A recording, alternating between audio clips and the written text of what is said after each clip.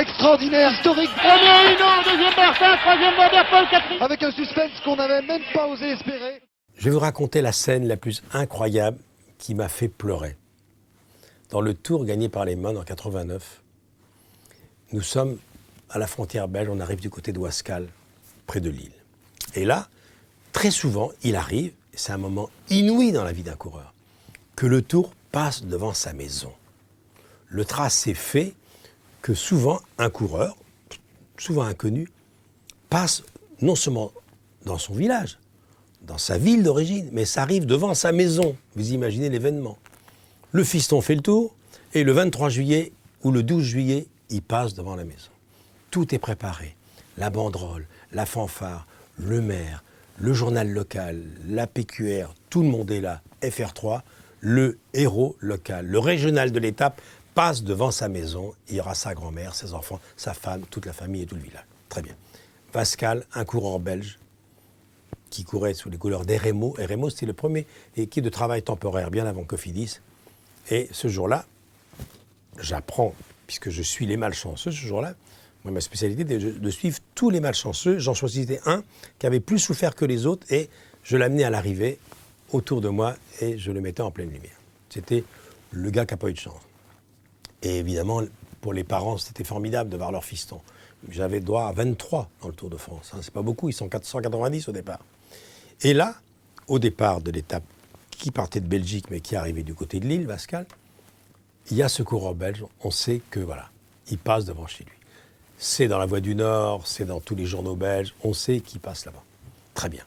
Quand un coureur passe devant chez lui, il a un bon de sortie du maillot jaune et du peloton et même la direction de la course.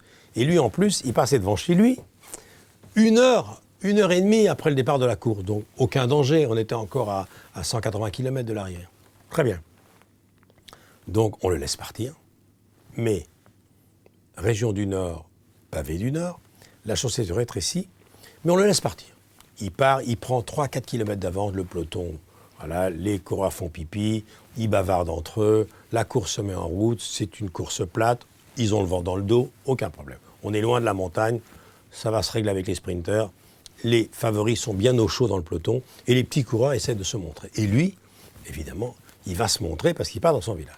Je suis à côté de lui, j'ai tout préparé, la fête est prévue depuis 8 jours. Il part, le peloton le laisse partir, il a 5, 6, 7 minutes d'avance sur le peloton. Il est à 2 km de chez lui. Il remet son maillot, il se repeigne, il aurait eu une maquilleuse, il serait fait maquiller. Il veut être beau pour sa fiancée, pour papa, maman, les grands-parents et tout le village qui est là, la Voix du Nord. Il va avoir les honneurs de la région et ses enfants verront plus tard papa passant devant sa maison dans le Tour 1989. Tout va bien. Et 2 kilomètres avant l'entrée du village, il crève. Je suis à côté de lui, il me regarde et il me dit « J'ai percé, j'ai percé ». Dans le jargon cycliste, j'ai percé, j'ai crevé. J'ai percé. Il s'arrête, il cherche sa voiture de son directeur sportif, ou la voiture, ou la moto, dite Mavic, qu'elle a pour dépanner, elles ne sont pas là parce que la chaussée s'est rétrécie, et tous sont derrière le peloton. Il est désespéré, il a 5 minutes d'avance, il n'a plus que 4, il n'a plus que 3, plus 2. Il n'y a pas les oreillettes comme maintenant, on ne peut pas communiquer. Et le peloton passe, sa voiture arrive très tard, les mécanos bien après, on lui donne une roue, mais là, il n'a pas 3 km d'avance, là, il a 2 km de retard. Et la famille est dans le village, le guettait, elle voit passer tout le peloton, elle dit, bon, il n'a pas pu partir, il est dans le peloton. Ils rentrent tous devant le poste pour regarder à la télé et pour espérer voir dans le peloton et entendre le commentateur, Robert Chapat, ou les autres, ou Patrick Chêne, qui vont, c'était Patrick Chêne, je crois, et qui vont parler du...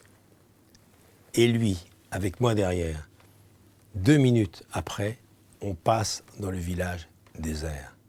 La famille est rentrée, elle est devant le poste, personne ne l'a vu passer devant sa maison. Moi, je suis là, il est en larmes, je vais lui remonter le moral pendant toute la course et je vais lui offrir le cadeau qu'il méritait. Je le prends comme invité vedette et je raconte tout ça, ce qui fait que le village l'a vu. Avouez quand même que... Alors ce coureur, s'il me regarde là, je sais qu'il n'oubliera jamais ça. C'est aussi ça le Tour de France.